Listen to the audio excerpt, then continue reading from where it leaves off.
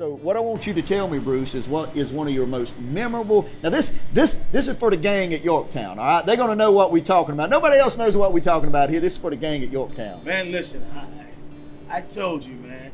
I'm gonna be honest with you. I hope my son don't see this, but I was doing a lot of this back in the day. So a lot of stuff I don't remember. But you got to be on post or somewhere. We were running alert. Okay. Yeah. And this is gonna sound crazy. I guess one of my most memorable things that I remember is me and Jim O'Connor, what's it, Jimmy Connors? Yeah. Jimmy O'Connor, whatever, was they had took our trucks from us and we couldn't drive, so we had to walk and check the structures. You know what I'm saying? And we, in Virginia, in Yorktown, there's a lot of the base was built on a lot of graveyards, yeah. And this guy's honest truth, man. We're walking, we're going down, kind of like going down the hill, down that curve to check a structure, and a ghost. I'm telling you, man, it was a ghost. Wait a minute, tell the truth. I'm telling you, it was a ghost. Walked past us, we can feel the breeze. It had a form of a human being, except for at the bottom, it was like just they had no feet, it was like floating. And me and him was arguing about something like we always did. And we got to the bottom of the hill, and we both turned to each other like, "Did you see that?" And I'm like, "I saw it, but I didn't want to say anything because I didn't want to think I was crazy." You know what I'm saying? And he said, "Man, I saw that." I'm telling you, man, it was real. He saw it. He'll be a witness to it. But that's probably the most craziest thing I ever seen. How about yourself? Well, and I think that Jimmy was a part of this, and maybe Starzik was driving. I don't remember who was driving, but I think Jimmy was in the passenger seat. So I don't know because I don't remember who was driving, but I remember there was two of them. But you remember sometime you check one little route, and it might take 40 or 45 minutes. Sometimes in buildings take 2-3 minutes to check. Yeah. But we timed it where a route was, and we just happened to hear the radio transmissions going down at the same time. And I don't even remember who was with me. I said, "Hey, let's go over and scare these dudes." Because you remember how they used to scare us in them big old long train tunnels? The sergeant of the day always trying to scare us. So anyhow, we get parked, and here come the truck, because the truck just creeping along. So me and the other guy that was with me, like I said, I don't remember who it was, boy, we beat feet up there real quiet like and got right behind the truck. Well, here's Jimmy, he hanging out, and I think it was Jimmy, he's hanging out, got his arm hanging out on this side, and whoever was driving, they just driving along, and they was talking, but we didn't know what they was talking about. Right. Man, I done went up to the side of the truck, and I grabbed him by the arm and said something, and they was like, "Wah!" I mean, they both jumped up, said, "Man, you could have gotten shot," when they figured out it was us. Right. And they said, "I mean, how you gonna shoot somebody? You all jumping over the truck like this?"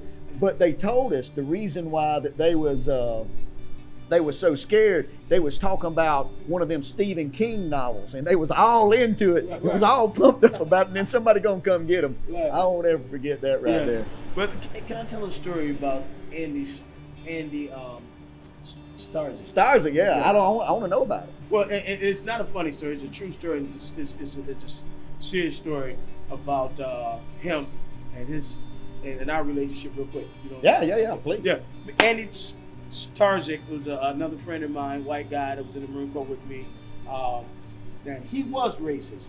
He came to the Marine Corps and to Yorktown, who had a lot of racist beliefs because his dad was racist. His dad, he don't mind me telling the story because he said it on Facebook.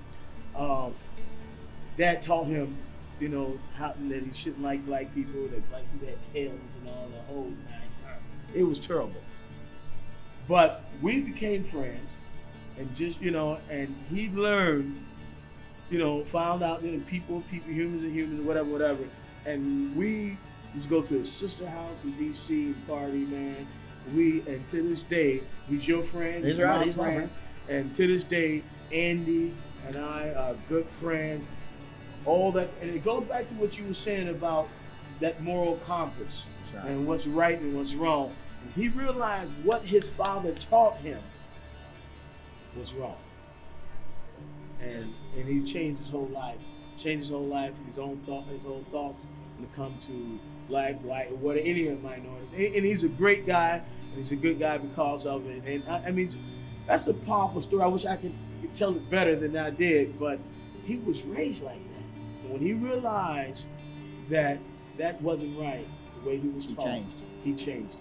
And so, that's a powerful story. And if he could be here to tell it himself, he probably can tell it much better than I can. But it's stories like that and people like that, people like you, that's going to help this situation get a lot better. I'm going to say just another quick thing, and I'm going to include our film producer in this, Diego Rocha. This is how I met Diego, and this is how, Bruce, you and I know we served at a small unit. Right. And not everybody knows about where we were. It's not like being on Camp Lejeune. Everybody know where Camp Lejeune is, and everybody know where Fort Hood is, but how many Marines know where NWS Yorktown is? Well, one day I'm out filming on the set of Texas Flip and Move, and I got my camera out there, and I'm shooting something because they always let me shoot some still shots. Right. And a guy comes up here, and he was a cameraman for Flip and Move. Right. And he comes up and he starts talking about the camera and all this other kind of thing, and yeah. And he noticed that I think I was wearing my EGA that day. He said, "Man, you're a Marine?" "Yeah, I'm a Marine." He says, "I am too." "And where are you stationed?" I said, "You Marine?" "No." The friend, this guy I'm talking about, connected to Diego. Yeah. They're friends in the film business. Right. So Darren says, "Yeah, I was stationed at Naval Weapons Station Yorktown." I was like, "You got to be joking me." I was too. Me and Darren hit it off right. But anyhow, Darren traveling all over the U.S. He's doing this deal called 50 push-ups in 50 days in 50 capitals. He's going to start it this next month, I believe. So he's going to a capital every day in a row, 50 days, and he's going to do them 50 push-ups on the state capitol steps. And that's a big feat. But that's how we got to know each other. And then there's a retired gunnery sergeant, Bryce Ellimond. He's an auctioneer. He's a good friend of mine right out in Denver, Colorado. He served at Yorktown. Right. So to all the friends that we've encountered, all our Facebook friends, some of them, I don't remember Carl Kitchen, but Carl's on there all the time, and he's really toting the mail for the unit.